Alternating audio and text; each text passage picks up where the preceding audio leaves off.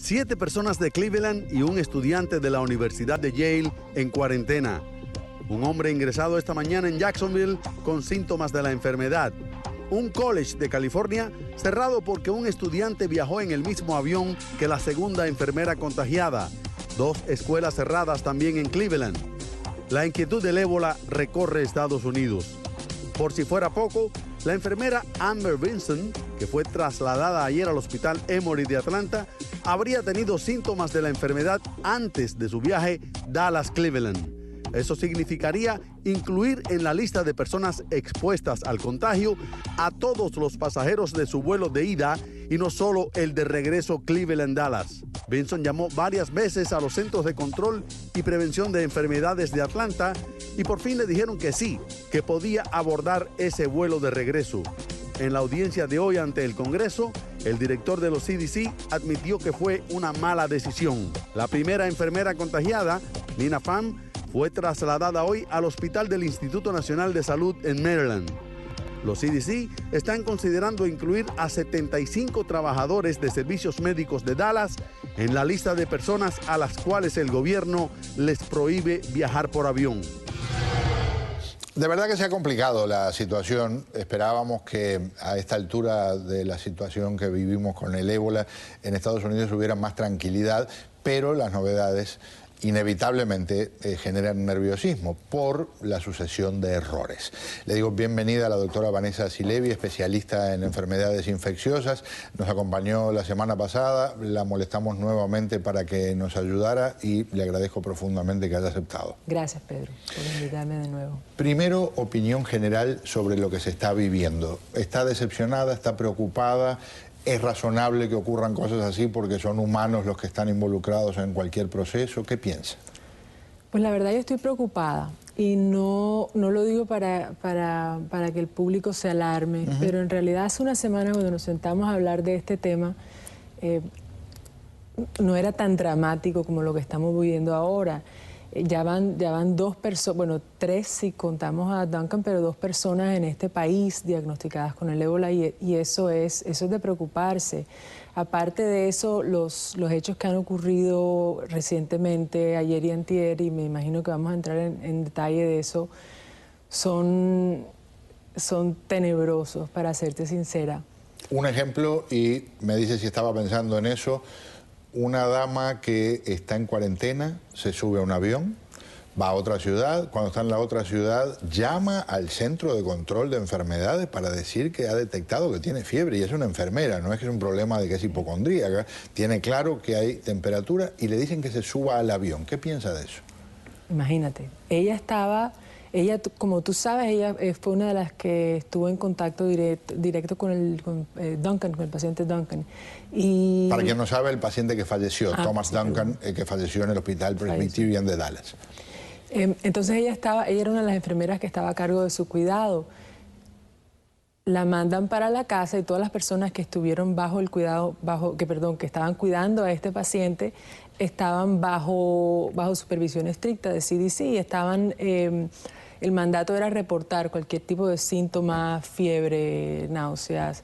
Y esta señora, esta enfermera, habló con CDC, les dijo que tenía una temperatura de 99.5, que en realidad, si usamos la definición estricta, fiebre es 100.4. Más sin embargo, con todo lo que está pasando, con todo lo que estamos viviendo, esta señora es un profesional de la salud. Claro. Y me parece, en mi opinión, que los centros de enfermedades, de control de enfermedades, han debido ser un poco más precavidos y un poco más agresivos en decirle a esta enfermera, quédate en tu casa. Después de que todo eso sucedió, entrevistaron al director de CDC y él dice que retrospectivamente analizando la situación, ella no ha debido de viajar. Claro. Entonces es un error más, si se puede decir así. Pero es un error en este caso grave, me parece. A mí me parece grave porque estamos perdiendo credibilidad como médicos y estamos alarmando más al público. Entonces hemos visto una cascada de errores, desafortunadamente, uno detrás del otro, que volvemos a lo mismo, nos indican que nosotros no estamos preparados para lidiar con una crisis como esta. Y francamente a mí me asusta saber qué va a pasar la semana entrante. Doctora, estábamos recién, mientras usted hablaba, una de las imágenes que pasaba por ahí era el traslado de una de las pacientes. Entonces está todo el mundo con los trajes espaciales estos de precaución, y hay un señor en mangas de camisa, caminando al lado de ellos en la pista de un aeropuerto. ¿Su impresión? Sin palabras. Cuando yo leí eso y miré todo lo que se había descrito, francamente yo no entiendo. Primero, yo no lo haría. Lo que la aerolínea describe es que este señor está encargado, él es un médico, y está encargado de que todos los protocolos se cumplan, pero supuestamente... Ahí está, ahí estábamos mostrando recién, perdón, la imagen justo cuando le señalé a la doctora. Si podemos ahora después volver a la imagen para, mientras ella habla, estar... Ahí está, es el proceso. Mira eso. Supuestamente él está encargado de supervisar que todos la seguridad y de que todos los procedimientos médicos se cumplan. El argumento era que las personas que estaban usando el hazmat, el traje contra, de los contra sustancias peligrosas, exacto. Sí, no ven bien. Y en realidad no se ve muy bien porque la máscara de los ojos es limitada. Entonces supuestamente era por seguridad. Pero... para mí es inexplicable. Claro, pero además en todo caso se puede poner el traje y se puede poner una máscara diferente. Me parece alucinante la explicación. Eso generó un problema muy grande ya a nivel de Congreso. Hoy hubo una audiencia y hubo algunas declaraciones que tenían bastante de áspero. Aquí hay parte de lo que ocurrió entre el director del Centro de Control de Enfermedades y uno de los representantes que lo interrogaba. There's a lot of fear of Ebola. And I will tell you, as the director of CDC, one of the things I fear about Ebola is that it could spread more widely in Africa.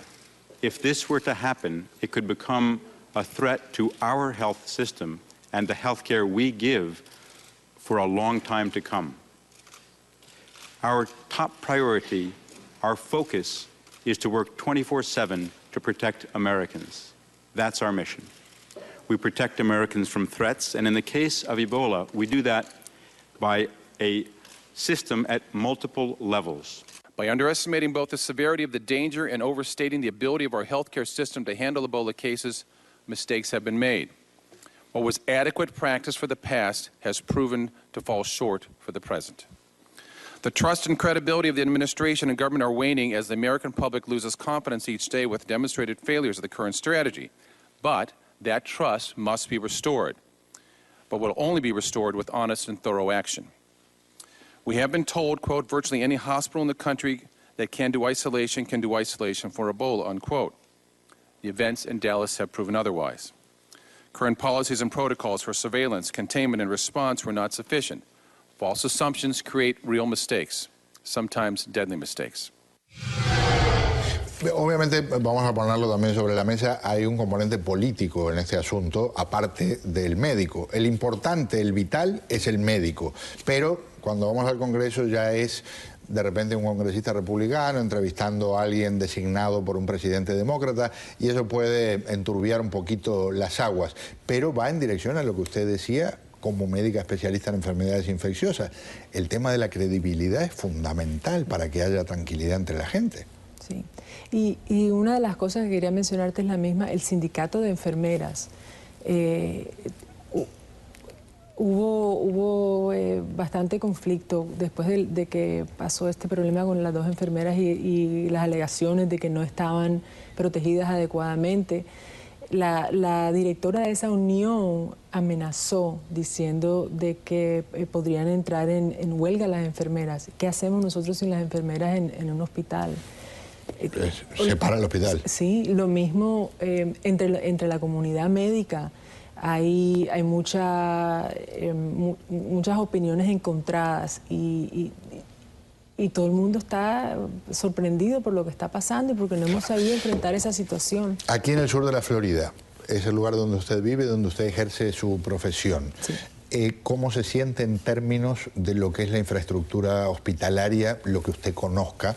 Y no tenemos por qué decir nombres específicos de hospitales, pero si alguien establece síntomas que puedan llevar a sospechar, ¿usted está tranquila en que existe infraestructura disponible para atender casos de este tipo? ¿O hay que pensar de inmediato en mandarlos a ciudades donde están los hospitales preparados especialmente?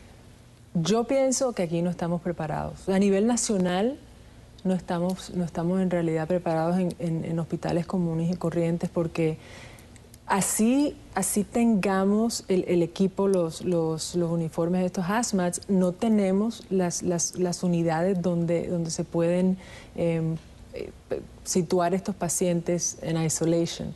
Y solamente hay cuatro hospitales en la nación: Nebraska, Montana, Emory, que estábamos hablando antes, y en Atlanta. Y el de Maryland, el de Maryland, que es el Bethesda. NIH.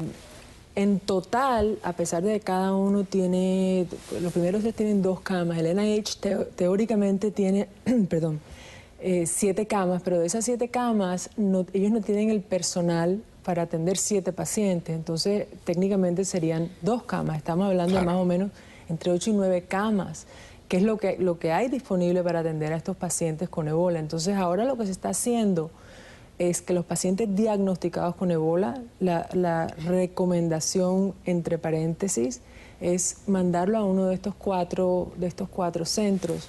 ¿Y usted está de acuerdo con que eso es lo mejor? Si a alguien le pasa algo, Dios no quiera, aquí en el sur de la Florida, ese es el mejor camino. Para mí esa es la única opción en este momento. Es la única, porque mira lo que ha pasado en Dallas.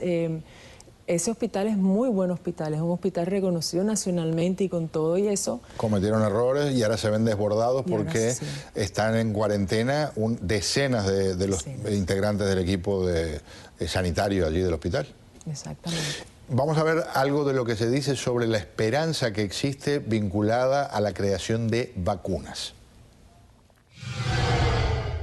We have been working on an Ebola vaccine for a number of years. We did the original studies shown in an animal model to be quite favorable.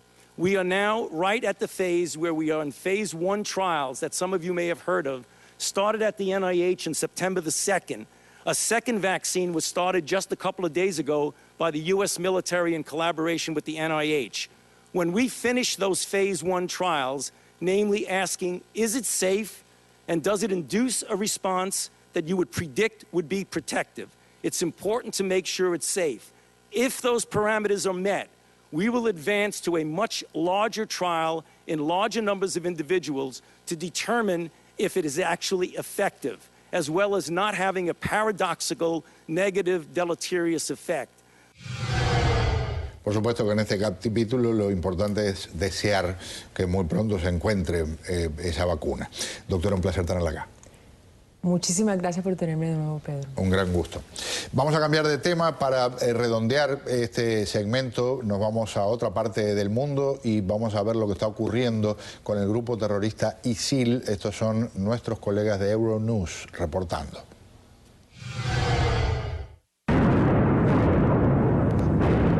Las bombas de la coalición internacional y las fuerzas kurdas obligan a retroceder a los yihadistas en Kobani, en el Kurdistán sirio.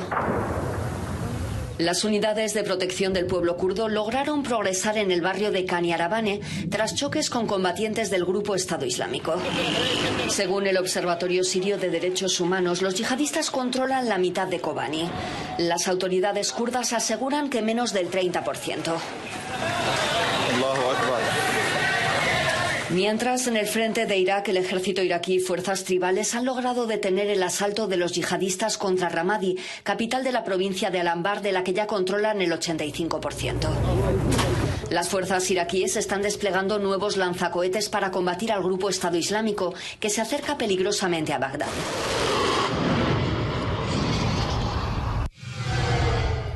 Y lo que verán a continuación es un episodio alucinante. Ocurrió el año pasado en Afganistán, acaban de difundir estas imágenes, una patrulla de las Fuerzas Armadas estadounidenses y un francotirador del Talibán que le apunta a la cabeza a uno de los integrantes de la patrulla y el tiro da en el blanco, pero el casco le salva la vida.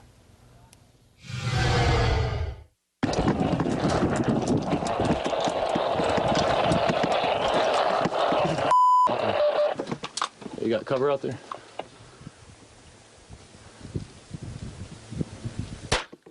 Oh, dude, he almost hit me. Get back.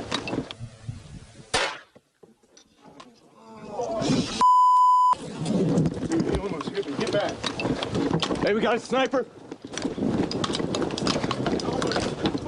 Bueno, ahí no se ve, después se muestra cómo quedó el casco con la marca clara del balazo y, por cierto, salió absolutamente ileso el infante de Marina que se llevó el balazo, un acto prácticamente milagroso. Vamos a un paréntesis al regresar, esta sentencia a 6 años de prisión a un rapero cubano. Una vergüenza la sentencia, una vergüenza cómo se la entregaron.